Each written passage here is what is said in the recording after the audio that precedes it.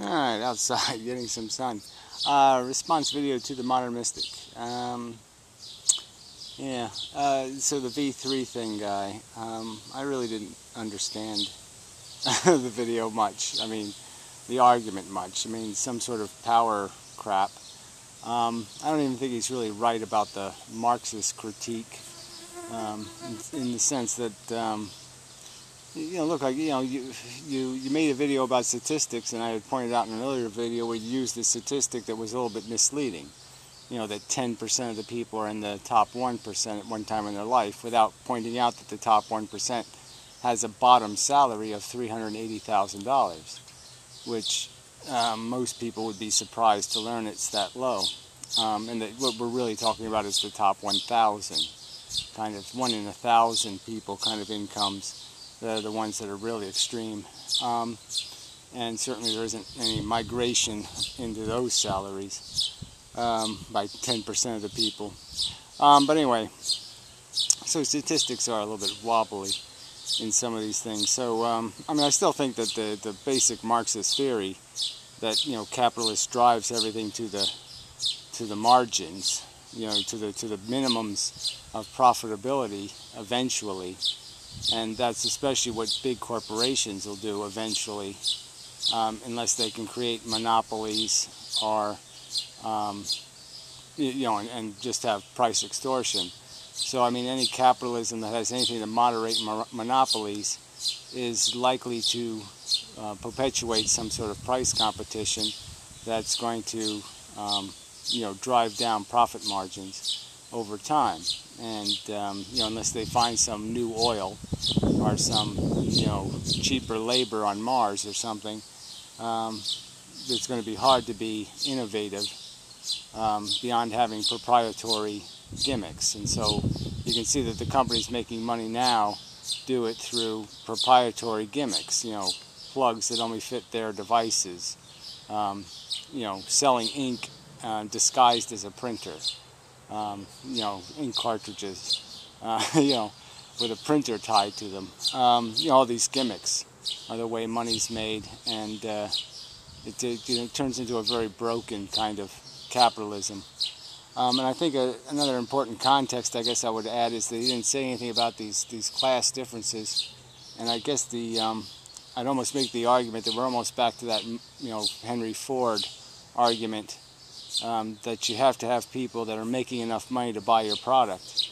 And it seems to me that the segregation, of the poor and the rich, whatever you want to call that, the creation of this stark black and white, the absence of gradation, the reduction in gradation of status, is really destructive to what capitalism feeds on, in terms of having anybody to finance investment.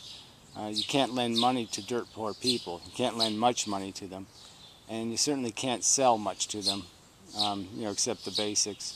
So, that's sort of, I think that's sort of a symptom of why, in China they can build empty cities and call it financially rational. And so that gets into the whole stock market thing and the whole leverage thing, and you could argue that the $17 trillion in debt is also an unsustainable burden. You're talking about a huge percentage of resources that have to go to just paying people their check, their welfare to the rich, and that all of those devices, whoever owns them, they are probably capitalizing on that ownership, that the government is facilitating the creation of leverage that's creating higher stock market prices, because these people are just borrowing money on an asset that's got a guaranteed price increase. So if you own a 10-year bond and you're getting 3% a year, you can guarantee perhaps an asset on that asset. I mean, you can use it as, it's very good collateral, let's say. Or a 5-year bond might be more realistic. 10 years is probably, especially now that we're on the brink of printing money. But clearly, for a long time, it was a safe bet, that a bond would be, would at least take the bite out of inflation and a tax burden, and that you could certainly borrow on a bond at a reasonable interest rate. So, that's just creating that's the sort of like the bubble thing, that the gains in wealth acquisition are gains through leverage, and that, as you've indicated, banks are very fragile, and it's not going to take much of a breakdown in that leverage for them to, if there's a break in it, then they're going to lose their deposits if there's a crisis, and their loans are going to be lower in performance, and it's not going to take much of a percentage of lost deposits or not performing loans to make the digits you keep talking about, these precious digits of equality, to turn those digits into useless pieces of nothing. And again, if they're in these leveraged assets, they're not FDIC insured, and these are digits that will die. They'll have to be resolved as a bankruptcy, which will lead to more bankruptcy, which will lead to more bankruptcy because it's all leveraged. So I think that, like I said, I didn't get that out of his video. I didn't get much out of his video. I don't even know, the statement was so inspecific regarding the unsustainability of the circumstance. I think the only thing useful to point out is that the rich have never been richer, that's uncharted territory, so to speak. Short of monarchy, we haven't been there before. And is that sustainable? Even if it's not politically unsustainable, is it financially unsustainable, that you just now have created a feudal economic environment where there will be no money to be made, and interest rates will be zero because there is no there's no economy anymore. And so and that gets very dangerous in the sense that if the wealthy do own resources that aren't performing, businesses that aren't making enough of a profit, they will scale them down, creating unemployment, just making the problem even more dramatic, and making the crisis more dramatic. I mean, they're not going to give us free food and free electricity and free oil and free everything.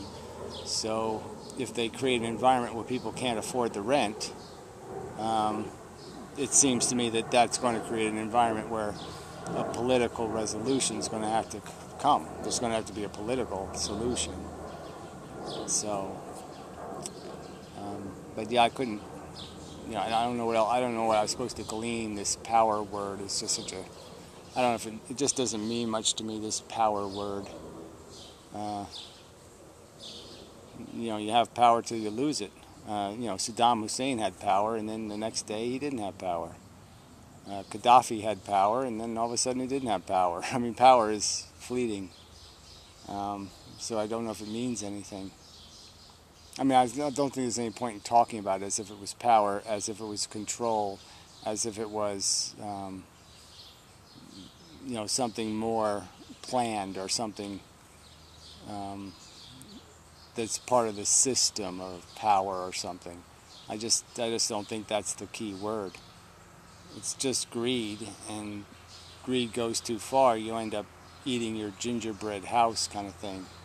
You eat too much, and well, it's like we've done to the environment, right? I mean, you take too much, you give too little back, and you ruin your soil for 30 years. And we've soiled the economic environment with unsustainable defecations of extortive rents. So anyway, yeah, I think it's enough of a video. Until next time. It's lovely weather here. Yeah, it's fairly pleasant. Anyway, until next time.